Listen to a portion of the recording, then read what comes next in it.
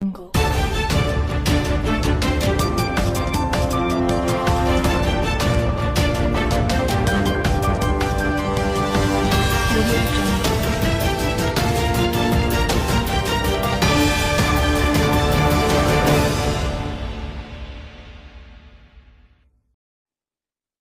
నాయుడు గారు యథావిధిగా అలవాటు ప్రకారం 420 అబద్ధాలు చెప్తే కొడుకు లోకేష్ గారు 840 అబద్ధాలు చెప్పాడు. ఇంక మూడో ఆయన అయితే ఆయన రవితేజ గారి సినిమా ఏదో ఒకటి వచ్చింది. ఆయనకి హీరోకి కళ్ళు కనపడు, ఏది కనపడినా ఏమో సార్ నాకు కనపడదు అంటాడు. అట్టా పవన్ కళ్యాణ్ గారు ఏదైనా సరే ఏమో సార్ నాకు కనపడదు, అంతా జగన్మోహన్ రెడ్డి కనపడుతున్నాడంటే మీటింగ్ చెప్తాడు ఆయన. ఇలా ముగ్గురు కలిసి ఏంటయ్యా అంటే సొంత డబ్బా జగన్మోహన్ రెడ్డి గారిని బూతులు తిడతాం, జగన్ గారి వ్యక్తిత్వ హననం వీళ్ళ సొంత డబ్బా. ఈ డబ్బా కొట్టుడికి మొత్తం ఎంత ఖర్చు అయిందయ్యా అంటే కోట్ల రూపాయలు ఖర్చు పెట్టారు. వాళ్ళు ఈ మీటింగ్కి వచ్చినటువంటి ఈ 100 మందో వీళ్ళ స్నాక్స్కే లక్షల్లో ఖర్చు అయిపోయిందని చెప్తున్నారు సచివాలయ ఉద్యోగులు. నిన్న సచివాలయానికి వెళ్తే ఇక దాంట్లో మొదలుపెట్టి వీళ్ళు ఏం చెప్తారా అంటే ఇది మాట్లాడినటువంటి నారా చంద్రబాబు నాయుడు గారు, నారా లోకేష్ నాయుడు గారికి నేను ఛాలెంజ్ చేస్తున్నాను. మీరు ఇటువంటి తప్పుడు రాతలు రాసి తప్పుడు మాటలు మీ మీటింగ్లో మాట్లాడి మీకు ఎదురు కూర్చున్నాడు ఎవడు కూడా ఒక్కడు కూడా ఎదురు ప్రశ్న మిమ్మల్ని వేయని వారిని కూర్చోబెట్టుకుని ఈ ఓకదంపుడు ఉపన్యాసం చెప్పి ఇట్లాంటి తప్పుడు రాతలు రాసే కంటే మేము మిమ్మల్ని ఛాలెంజ్ చేస్తున్నా. 2014-19 లేదా 2019-24 లేదా 2024-2025 ఈ సంవత్సరానికి గాను డెట్ సస్టైనబిలిటీ ఏంటి, ఎవడి ప్రతాపం ఏంటి, ఎవడి స్థితిగతులేంటి, మా పరిస్థితి ఏంటి, లేదా మీ డొల్లతనమా, లేదా మాది డొల్లతనమా, మీది గొప్పతనమా ఛాలెంజ్ చేస్తున్నాం. చంద్రబాబు నాయుడు గారు వస్తారా, లోకేష్ నాయుడు గారు వస్తారా? నెట్ బారోయింగ్ సీలింగ్ అంటే రిడక్షన్ ఫ్రమ్ ఎన్బిసి అనే ఒక సర్దుబాటు, ఈ సర్దుబాటు మూలంగా మీరు చేసినటువంటి పాపాల్లో ఉన్నటువంటి 17,000 కోట్ల రూపాయల్ని పరిమితికి మించి చేసిన అప్పుని 2022-23లో సర్దుబాటు చేయటం వల్ల అప్పు తీసుకునేటువంటి వెసులుబాటు సన్నగిల్లింది తప్పితే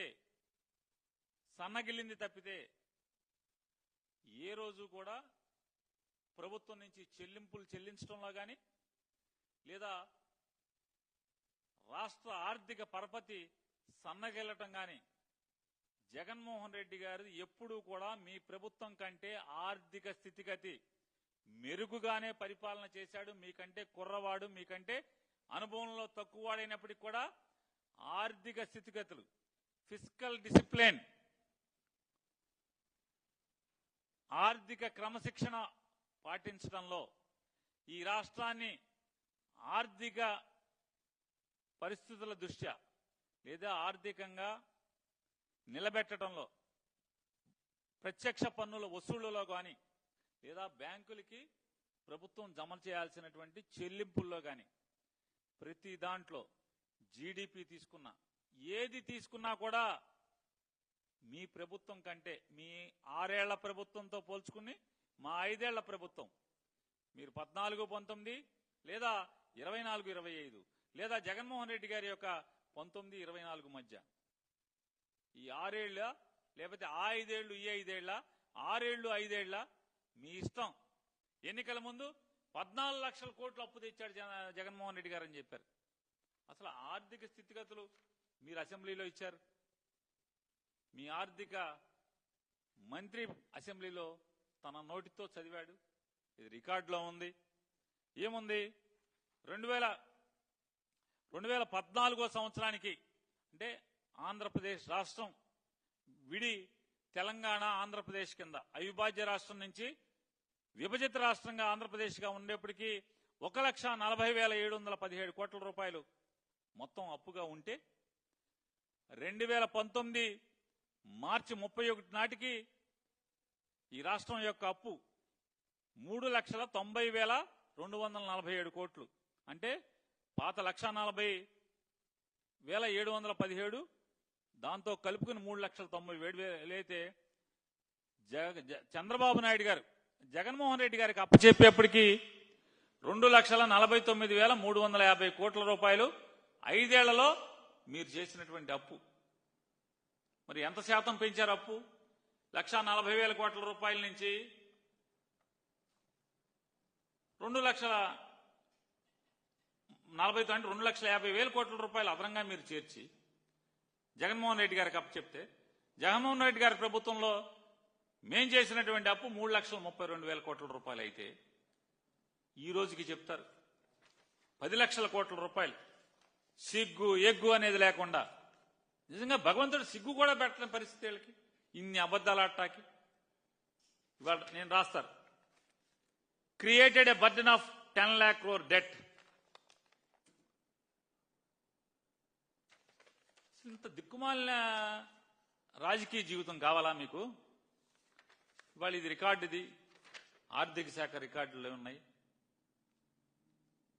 ఇవాళ మీరు జగన్మోహన్ రెడ్డి గారి దగ్గర నుంచి మీరు పగ్గాలు చేపట్టిన తర్వాత మీరు ఇప్పటికీ 1,61,000 కోట్ల రూపాయలు ఎంతో మీరు చేసినటువంటి నిర్వాకం.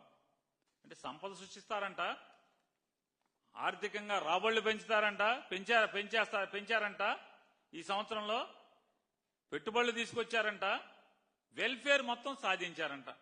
ఇంతకన్నా పచ్చి దగా ఇంకేమైనా ఉందా అని అడుగుతున్నాను. మీ మీద